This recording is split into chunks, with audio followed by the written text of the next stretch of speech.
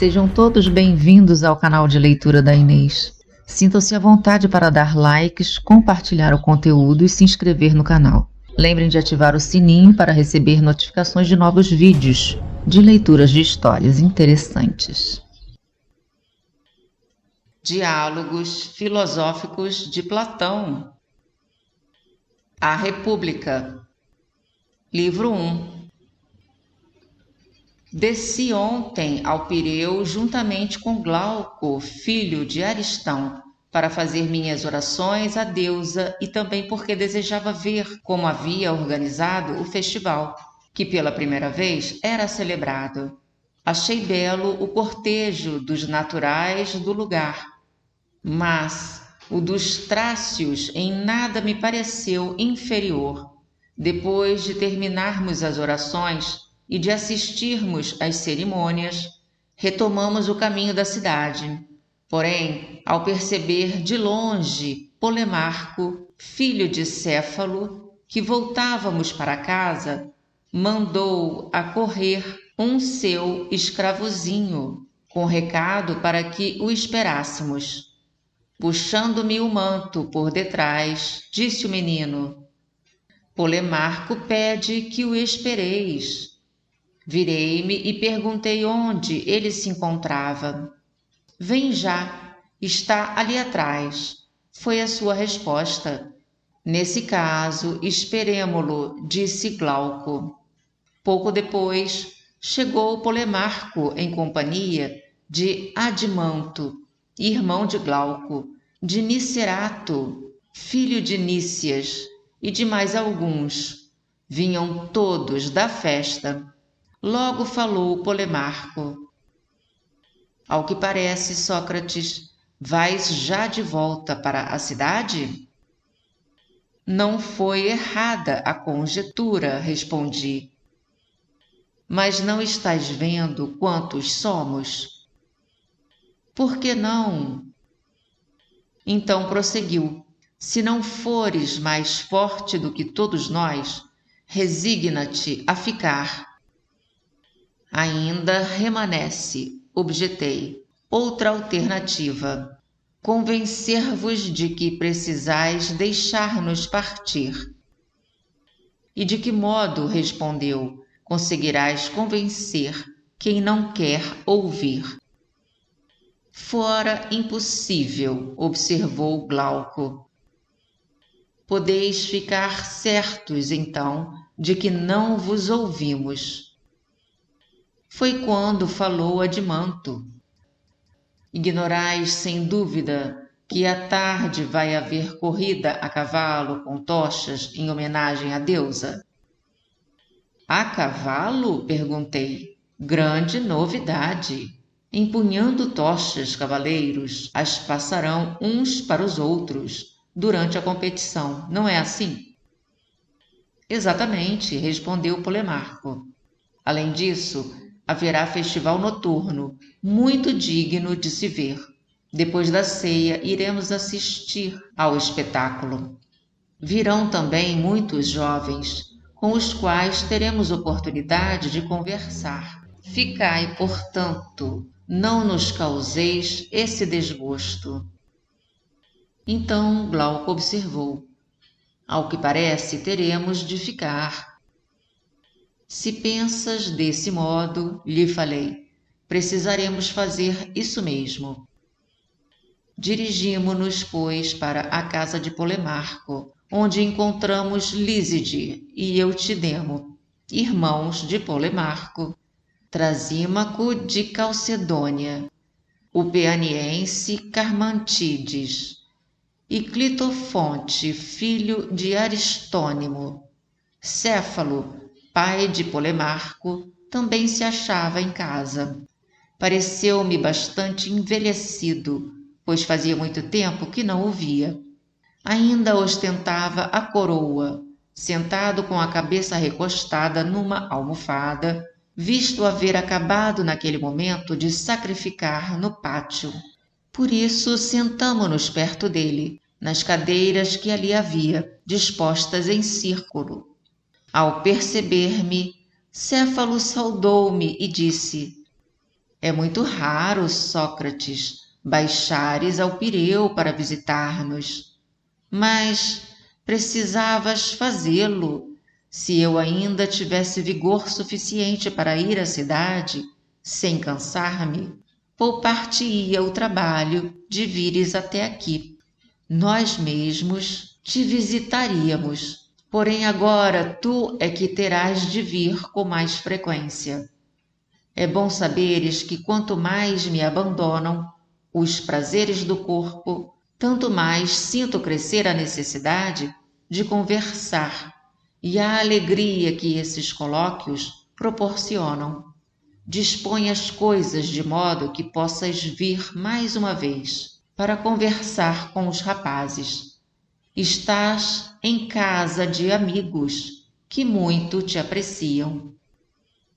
Eu também me comprazo bastante, Céfalo, lhe respondi, em conversar com pessoas de idade avançada. Sempre achei que me podem dizer como é o caminho por eles percorrido e que nós também talvez tenhamos de vencer. Irregular e penoso, ou fácil e cômodo de palmilhar. Teria muito prazer em ouvir-te discorrer a esse respeito, uma vez que já atingiste a idade que os poetas denominam soleira da velhice. É a fase mais difícil da vida, ou como a consideras? Sim, por Zeus, replicou-me. Vou expor-te, Sócrates, a minha maneira de pensar. Por várias vezes já me tenho encontrado na companhia de alguns velhos, mais ou menos da minha idade, confirmando com isso antigo brocardo. Quase todos durante a conversação não paravam de lamentar-se, de lastimar a perda dos prazeres da mocidade e de evocar à memória as delícias do amor, da mesa, as comezainas e outras de igual espécie, mostrando-se acabrunhados entre a perda de tão preciosos bens. Aquilo é que era vida, comparada com a de agora. Alguns se queixam dos familiares, acusados por eles de não tratarem os velhos com o devido respeito, e não cessam de entoar a trenodia da velhice e dos transtornos que esta lhes acarretou. Mas, a meu ver, Sócrates, eles não insistem na verdadeira causa. Se a causa fosse a velhice, eu também teria de passar por tudo aquilo, como tantas outras pessoas que alcançaram a minha idade. Ora, nesse particular já tenho encontrado muitos velhos, com os quais nada disso aconteceu. De uma feita, mesmo estando eu na companhia do poeta Sófocles, alguém lhe perguntou: como te achas, Sófocles, no que respeita aos prazeres do amor? Ainda consegues unir-te a mulheres? Ao que ele respondeu: cala-te, amigo, estou mais do que satisfeito por me haver libertado disso, como quem conseguiu escapar de um senhor despótico e violento. Suas palavras, então, me pareceram muito belas, e até agora não as considero de outra maneira. De fato, de todo modo, a velhice traz consigo paz e liberdade. Quando as paixões afrouxam o seu domínio e deixam de se fazer sentir, confirma-se plenamente o dito de Sófocles: livramo-nos de uma turba de tiranos enfurecidos.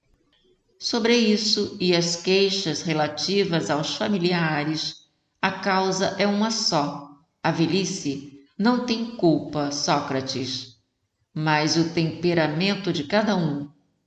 Para quem sempre viveu com ordem e simplicidade, a velhice é um fardo suportável. De outro modo, Sócrates, tanto a velhice como a mocidade são penosas para qualquer pessoa. Agradaram-me sobremodo aquelas palavras.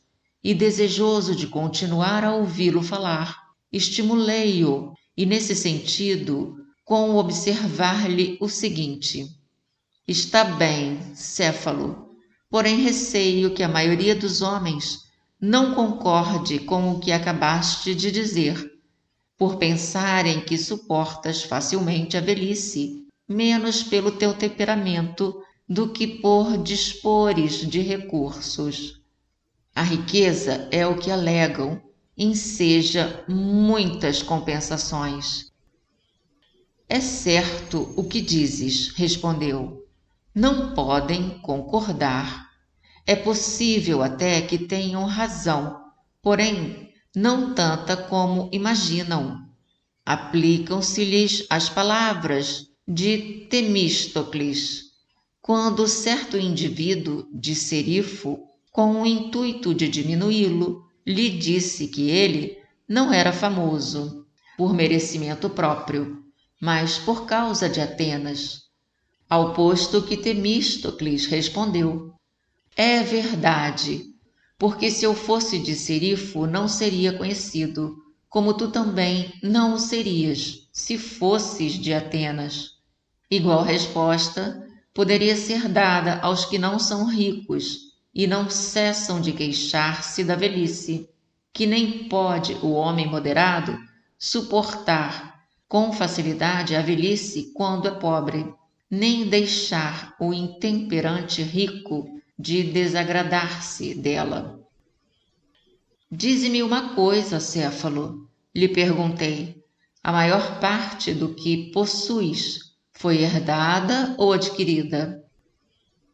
Se o adquiri, Sócrates, como construtor da fortuna própria, represento um meio termo entre meu avô e meu pai, pois meu avô, de quem tomei o nome, havendo herdado um patrimônio equivalente ao meu neste momento, soube aumentá-lo muitas vezes.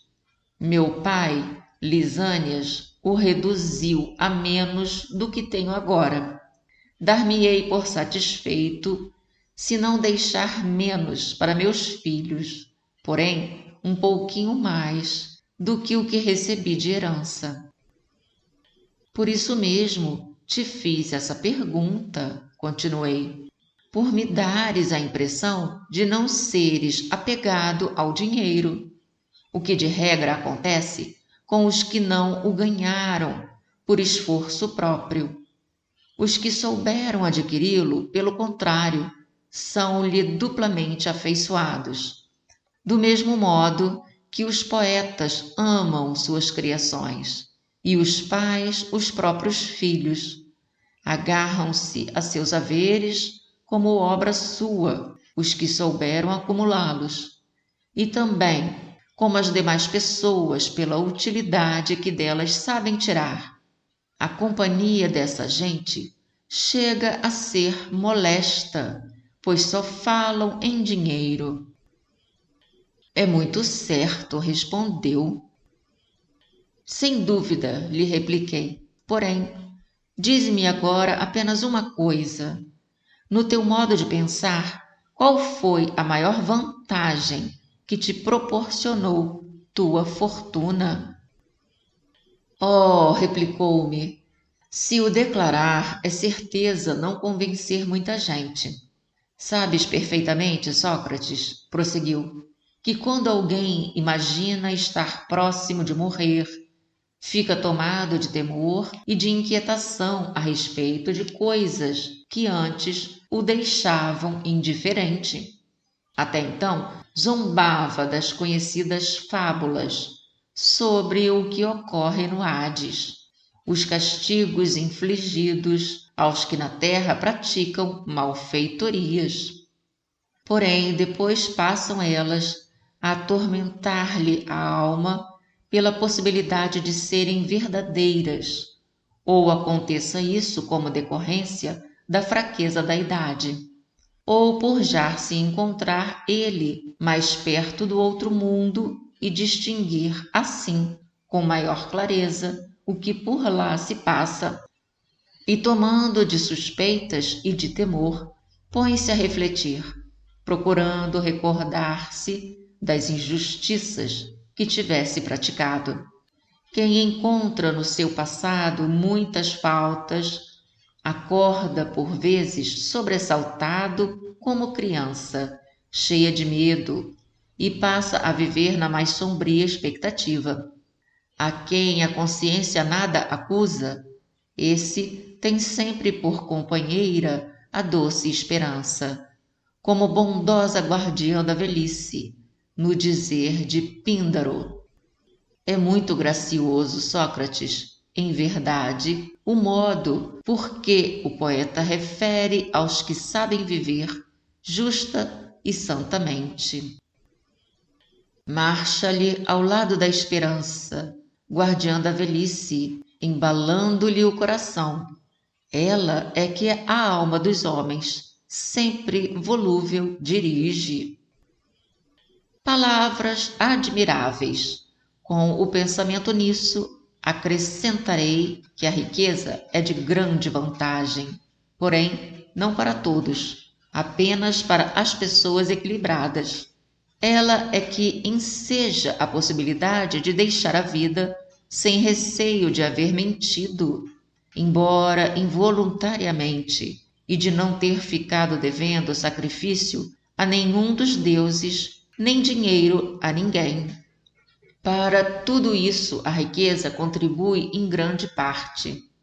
Muitas vantagens, mas ela ainda apresenta, porém, umas pelas outras.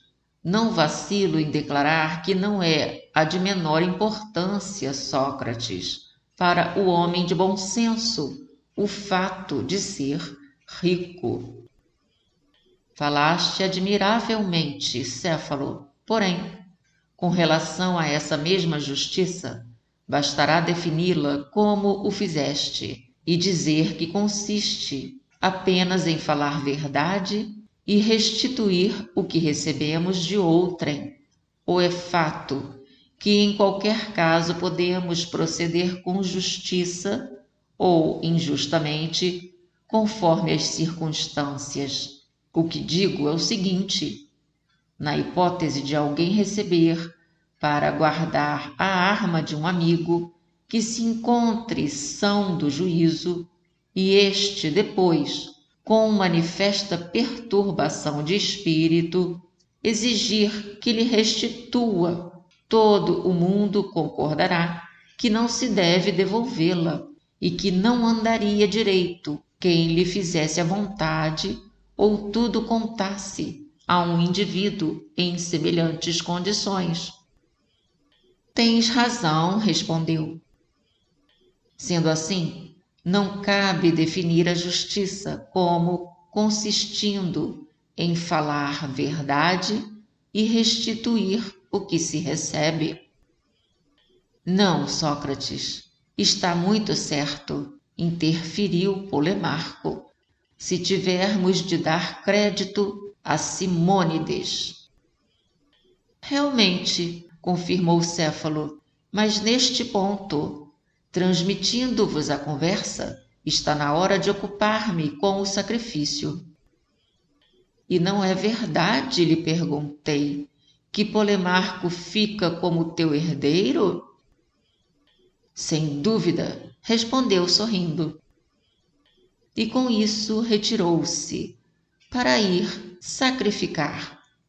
Então me diz, herdeiro da discussão, interpelei-o, em que te baseias para afirmar que Simônides está certo quando fala da justiça?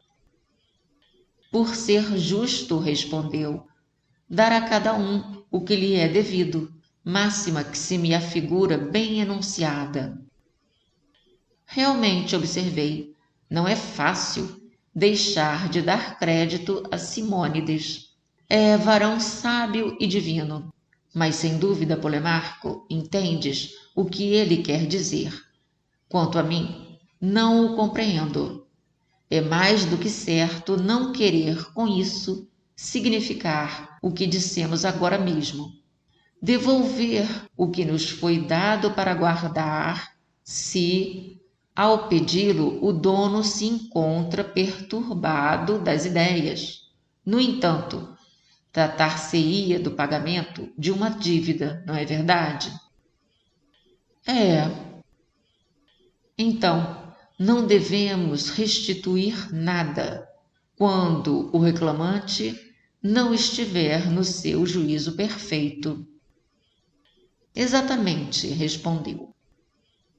É, portanto, evidente que Simônides se refere a outra coisa, não a isso, quando diz ser de justiça dar a cada um o que lhe é devido. Sim, a outra coisa, por Zeus, replicou, pois era de opinião que os amigos só devem fazer bem aos amigos, nunca mal. Compreendo, voltei a falar. Não será pagamento de dívida a devolução de ouro dado para guardar, no caso de vir a ser prejudicial a devolução e o recebimento, e de serem amigos o credor e o devedor. Não é isso que Simônides afirma? Perfeitamente. E então, e para os inimigos? Teremos de devolver o que lhe devemos? Sem dúvida, respondeu.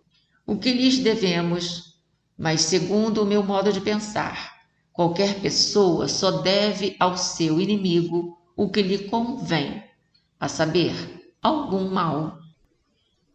Ao que parece, observei, Simônides apresentou-nos um enigma poético com a sua definição de justiça. Tudo indica que para ele é justo dar a cada um o que lhe convém. A isso é que ele chamava dívida. E como te parece? Perguntou. Por Zeus, lhe respondi, se alguém o interpelasse desta maneira. Escuta aqui, Simônides, a quem uma determinada arte terá de dar alguma coisa que lhe seja devida ou lhe convenha, e de que natureza deve ser ela para ter o nome de medicina. Como te parece que nos responderia? Evidentemente, replicou, terá que ministrar remédios ao corpo, alimentos e bebidas. E ao que dá o que lhe é devido ou lhe convém a arte denominada culinária, e que é o que ela dá? Tempero para os alimentos. Muito bem, e agora? A quem e o que terá de dar uma arte que tenha o nome de justiça? Se quisermos ser coerentes, Sócrates, com o que dissemos antes, aos amigos e aos inimigos, ela terá de dar o que lhes aproveite ou prejudique, respectivamente. Justiça, então, é fazer bem aos amigos e mal aos inimigos? Penso que sim. E quem é mais capaz de fazer bem aos amigos doentes ou mal aos inimigos com respeito à doença e à saúde? O médico? E para os navegantes nos perigos do mar? O piloto? E com relação ao homem justo, em que atividade e com vistas a que fim ele é mais capaz de beneficiar os amigos e prejudicar os inimigos? Na guerra, para desfechar ataques ou firmar alianças, é o que me parece. Que seja, mas meu caro Polemarco, para quem não está doente, não é inútil o médico? Sem dúvida. Como inútil também é o piloto para quem não está navegando. Sim. Então, para os que não se acham em guerra, o homem justo não é de utilidade? Estou longe de pensar dessa maneira. Sendo assim, a justiça também é útil em tempo de paz? Sem dúvida. Como também a agricultura, ou não será? Sim. Para a produção de frutos? Sim. O mesmo acontecendo com a arte do sapateiro? Sim. Para a confecção de sapatos, sem dúvida, é o que pretendias dizer. Perfeitamente. E agora, a teu parecer, para que uso ou para que aquisição é útil à justiça em tempos de paz? Nos contratos, Sócrates. Por contrato entendes sociedade ou não é isso? Sociedade, evidentemente. E para mexer com as pedras do gamão, será melhor e mais útil o homem justo ou o conhecedor desse jogo? O conhecedor desse jogo. E para a colocação de tijolos e pedras, o homem justo será mais útil e eficiente do que o pedreiro? De forma alguma. Então, em que espécie de sociedade o homem justo é melhor sócio do que o tocador de cítara, tanto quanto o citarista é superior ao homem justo no manejo da cítara? Em negócios de dinheiro, quero crer. Exceto, Polemarco, segundo penso, na aplicação do dinheiro, quando for preciso comprar ou vender de sociedade algum cavalo. A meu ver, nesses casos, o conhecedor de cavalos é mais útil, ou não? Parece-me também que sim. Como o será também na compra de algum navio, o piloto ou o construtor naval? Sem dúvida. Em que emprego, portanto, de prata ou de ouro é o homem justo mais útil do que as demais pessoas? Quando precisar ser guardado o depósito com toda a segurança, Sócrates. Queres dizer, quando tiver de ficar parado sem ninguém lançar mão dele? Precisamente. Logo, quando estiver inútil o dinheiro, ser-lhe-á de utilidade a justiça? É possível.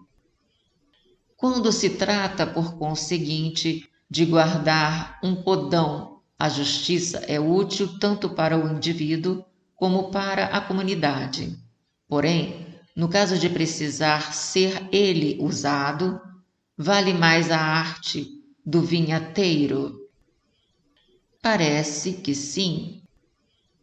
Dirás também que quando for preciso guardar um escudo ou uma lira, a justiça é útil. Porém, quando tiverem de ser utilizados, é de mais valia a arte do armeiro ou a do músico? Necessariamente. E assim com todas as coisas. No uso de qualquer delas, a justiça é inútil, passando a ser útil quando não for utilizada? É o que se conclui. Nesse caso, amigo, não é lá muito importante a justiça, se só for útil para as coisas inúteis. Consideremos também o seguinte: o indivíduo mais apto para atacar, seja no pugilato, seja em qualquer outra modalidade de luta, não é também o mais capaz de defender-se? Perfeitamente.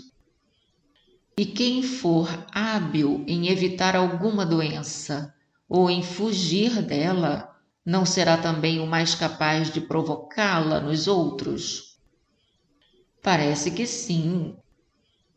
E no acampamento militar, não será o melhor guarda quem souber roubar as deliberações ou qualquer passo do inimigo? Perfeitamente. Logo, quem sabe guardar também sabe roubar. É o que parece. Se o homem justo, portanto, serve para guardar dinheiro, também servirá para roubá-lo. Pelo menos, observou, é o que se conclui de nosso argumento. De certo, aprendeste isso com Homero. Era muito afeiçoado a Autólico, avô materno de Odisseu. E a seu respeito declara ser ele conhecido entre os homens pelos perjúrios e roubos.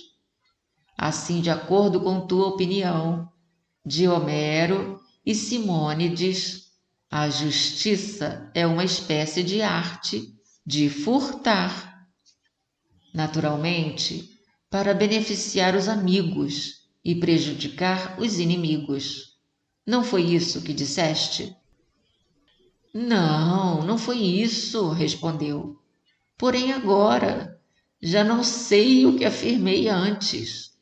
Todavia, ainda sou de parecer que a justiça consiste em favorecer os amigos e prejudicar os inimigos. Por amigos entendes os que parecem ser bem intencionados com relação a outras pessoas, ou os que o são de fato, embora não o pareçam, e por inimigos a mesma coisa? Qualquer pessoa, respondeu, terá naturalmente de amar a quem considera bom e de odiar a quem tem na conta de desonesto. E porventura não se enganam os homens nisso justamente, parecendo-lhes boa muita gente que não o é, e vice-versa? Enganam-se. Esses enganados, por conseguinte, terão os bons como inimigos e os maus como amigos? Perfeitamente. Então, para eles consistirá a justiça em beneficiar os maus e prejudicar os bons. É isso mesmo. Porém, de acordo com o que disseste, seria justo fazer mal a quem não praticou nenhuma injustiça. De forma alguma, Sócrates, replicou. É insustentável semelhante proposição. Sendo assim, é justo prejudicar os inimigos e beneficiar os amigos? Essa agora me parece mais razoável do que a anterior. Com muita gente, então, Polemarco, pelo fato mesmo de errarem os homens, aconteceria vir a ser justo e prejudicar os amigos, por serem eles realmente ruins, e beneficiar os inimigos, por serem bons. Mas com isso, afirmaremos precisamente o contrário do que levamos Simônides a declarar. É, de fato, respondeu, o que se daria. Porém, modifiquemos algum tanto a definição. Talvez não tenhamos formulado com precisão os conceitos de amigo e de inimigo. Como foi que os definimos, Polemarco? Dissemos que amigo é quem parece ser homem de bem. E agora perguntei como queres que a modifiquemos. Assim, respondeu, amigo é quem parece e realmente é homem de bem. Quem parece sê-lo, porém não o é, só é amigo na aparência. E a respeito dos inimigos, a mesma coisa. Segundo essa proposição, por conseguinte, os bons é que são amigos e os maus são inimigos? Justamente. Sugeres, portanto, que ampliemos um pouquinho o que no começo dissemos acerca da justiça, quando afirmamos ser justo fazer bem aos amigos e danar os inimigos. Agora teremos de acrescentar a isso que é justo fazer bem ao amigo por ser ele bom e danar o inimigo por ser mau. Perfeito, respondeu. Desse jeito, afigura-se-me muito bem formulada a proposição.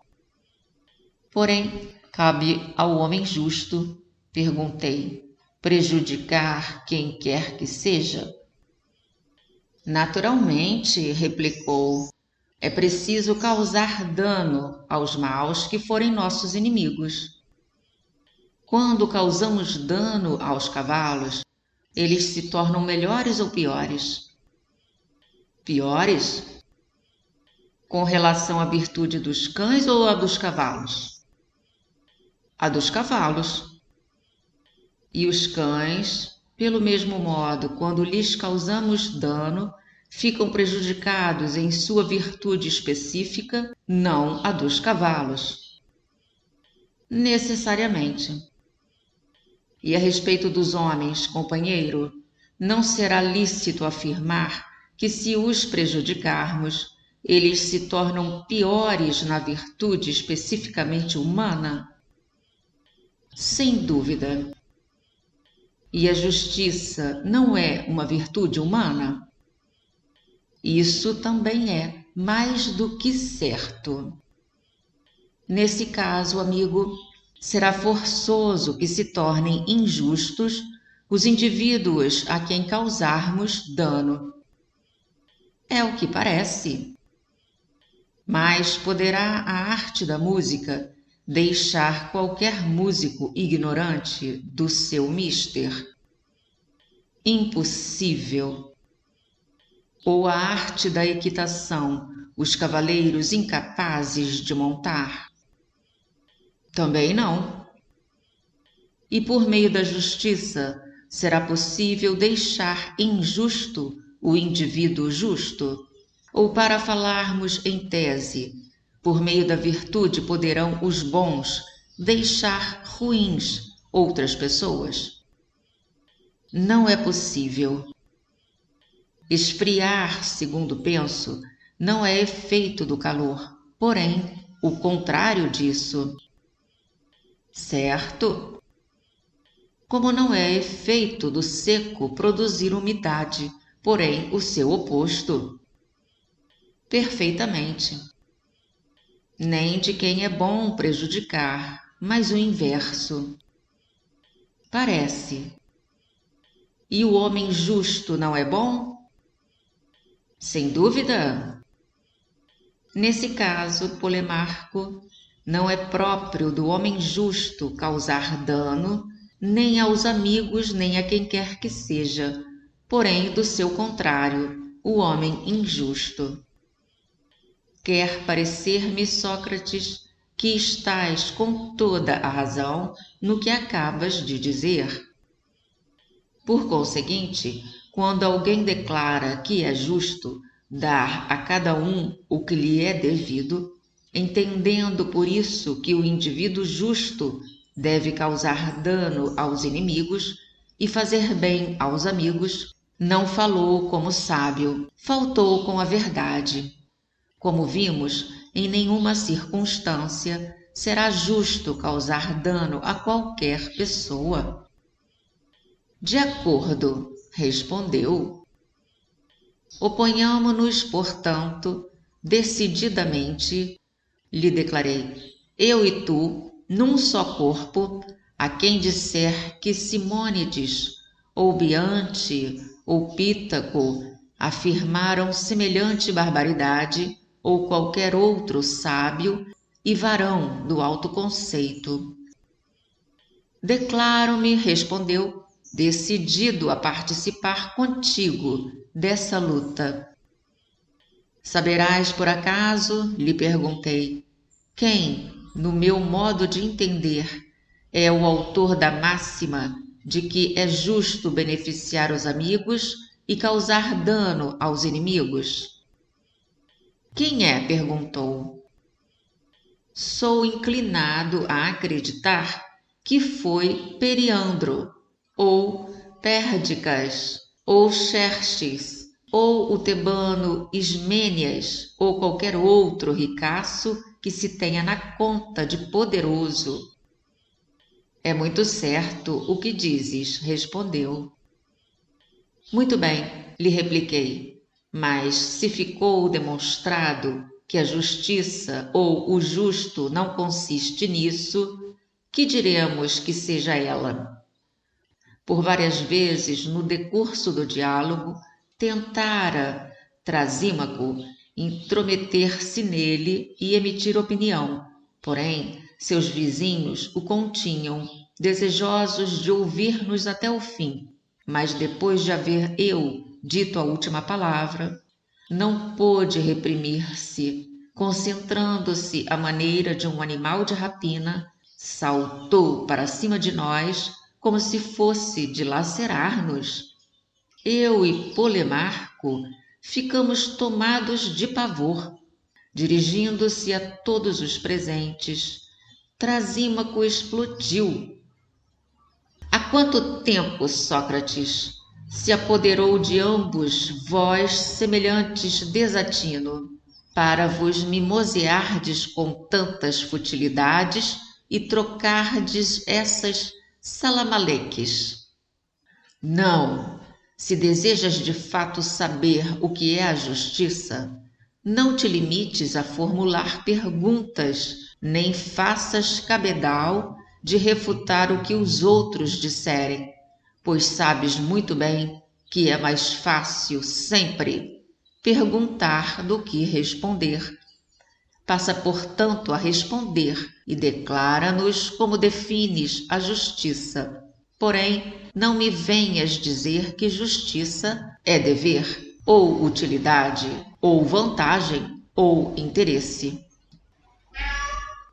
Não, exprime com clareza e precisão o que te parece que seja, pois não admitirei que me impinjas semelhantes banalidades.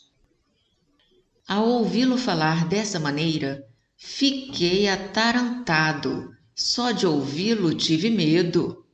Estando agora convencido de que se me não houvesse antecipado e olhado primeiro para ele, teria ficado sem voz.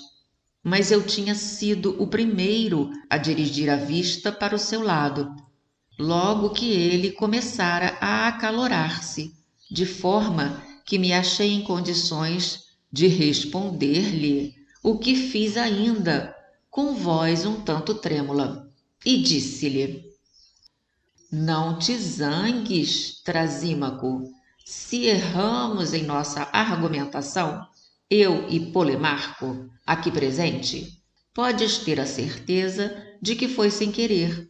Acreditas mesmo que se estivéssemos à procura de ouro, ficaríamos por gosto a fazer mesuras um para o outro, deixando assim passar a oportunidade de apanhá-lo do chão? E agora que estamos empenhados em encontrar a justiça, coisa de muito mais valor do que montões de peças de ouro, haveríamos de ser tão insensatos que empregássemos o nosso tempo com cortesias de parte a parte e assim deixássemos passar a oportunidade de descobri-la. Não ponhas em dúvida, amigo, nossa boa vontade, mas o certo é que nos revelamos incapazes.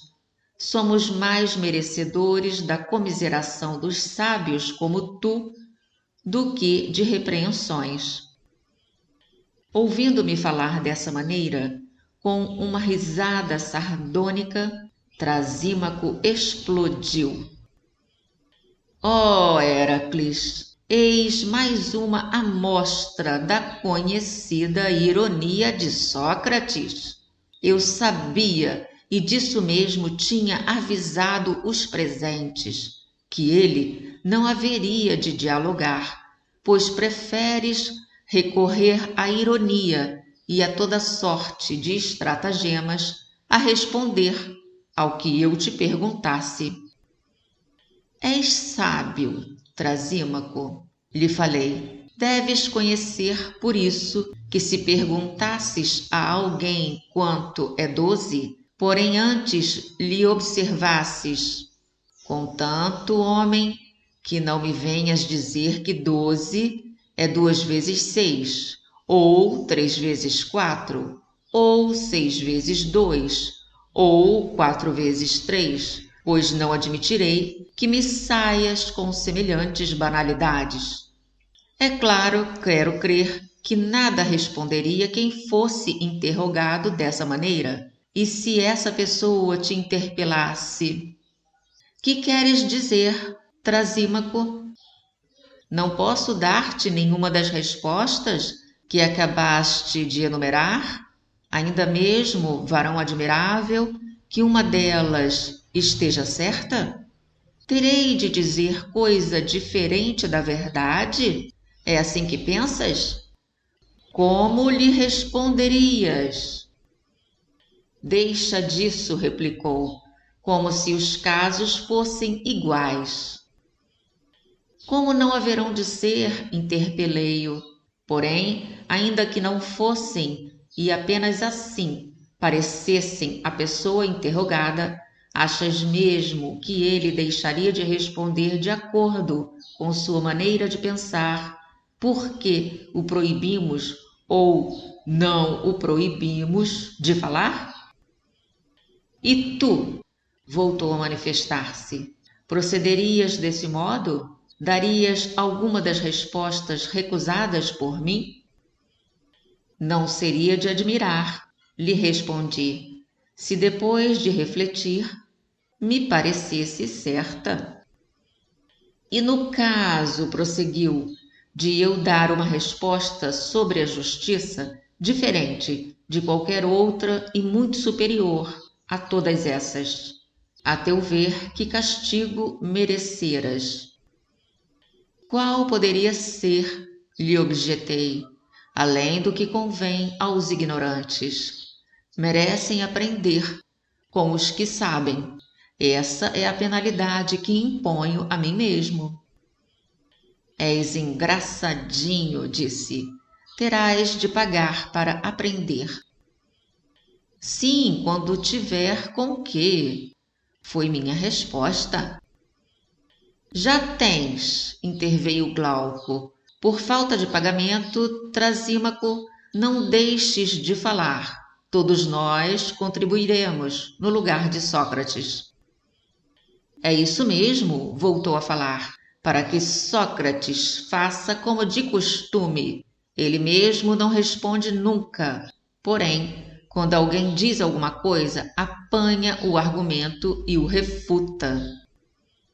Como poderá responder, amigo, quem não sabe e depois, ainda mesmo que tivesse opinião própria nesse caso, está proibido de manifestá-lo por pessoa de não pequena autoridade? É muito mais razoável que tu mesmo fales, pois acabas de declarar que sabes e que podes dizer algo a esse respeito. Não te esquives, portanto, da resposta. Faz-me esse favor e não prives Glauco e os demais presentes desta oportunidade de aprender. Depois de eu assim falar, Glauco e os outros instaram com ele para que fizesse isso mesmo. Era mais do que visível que Trasímaco ardia em desejos de falar, para receber elogios. Estava certo de que dispunha de uma resposta deslumbrante, porém comportava-se como se fizesse empenho em que fosse eu quem devia responder. Por fim, cedeu e falou desta maneira: Eis em que consiste a sabedoria de Sócrates. Ele mesmo nada ensina, porém vai por toda parte e aprende com os outros, sem dizer muito obrigado a ninguém.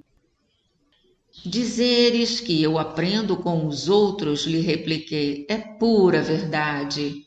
Porém, quando afirmas que não pago a ninguém a minha dívida de agradecimento, estás mentindo. Pago de acordo com minhas posses e só posso contribuir com aplausos. Dinheiro é o que eu não tenho, porém agora mesmo, depois de responderes, verás como aplaudo os outros de bom grado, sempre que me parece bem o que alguém diz. Tenho certeza de que vais falar otimamente.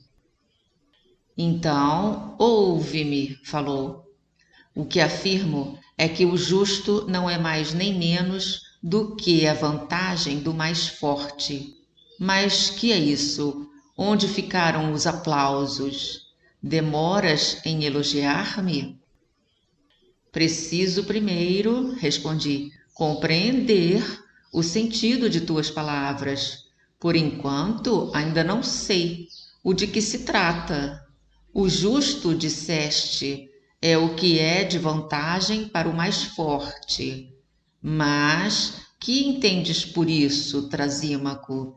De certo não queres dizer o seguinte: se o Pancratiasta Polidamante é mais forte do que nós, e carne de vaca é de vantagem para sua constituição, para nós outros, também que somos mais fracos do que ele, essa qualidade de alimento terá de ser a um tempo justo e vantajosa. És abominável, Sócrates, explodiu. Tomas minhas palavras no sentido mais prejudicial para o argumento? De forma alguma, caro amigo, lhe objetei. Sê mais claro em tua maneira de falar. Ignoras, porventura, continuou, que as cidades, ora são governadas por tiranos, ora pelo povo e ora por aristocratas? Como poderei ignorar isso? E que em cada cidade quem tem o poder é o governo? Perfeitamente. Cada governo promulga leis com vistas à vantagem própria. A democracia, leis democráticas. A tirania, leis tirânicas. E assim com as demais formas de governo. Uma vez promulgadas as leis, declaram ser de justiça fazerem os governados o que é vantajoso para os outros e punem os que as violam, como transgressores da lei e praticantes de ato injusto. Eis a razão, meu caro, de eu afirmar que em todas as cidades o princípio da justiça é sempre o mesmo, o que é vantajoso para o governo constituído. Este, porém, detém o poder, de forma que, bem considerado, será certo concluir que o justo é sempre e em toda parte a mesma coisa, a vantagem do mais forte. Agora sim, repliquei, compreendi o que queres dizer.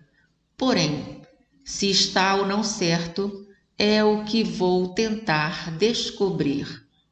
Tu mesmo, Trasímaco, respondeste que o justo é vantajoso, conquanto me houvesses proibido empregar essa expressão em minha resposta. A única diferença é o acréscimo do mais forte. Acréscimo insignificante, observou.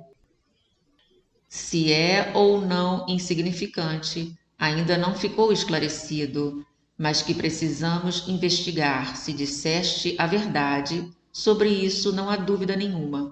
Eu também admito que o justo é vantajoso. Tu amplias o conceito e declaras que o é para os fortes. Essa parte eu ainda ignoro. Logo precisamos investigar. Então investiga, respondeu.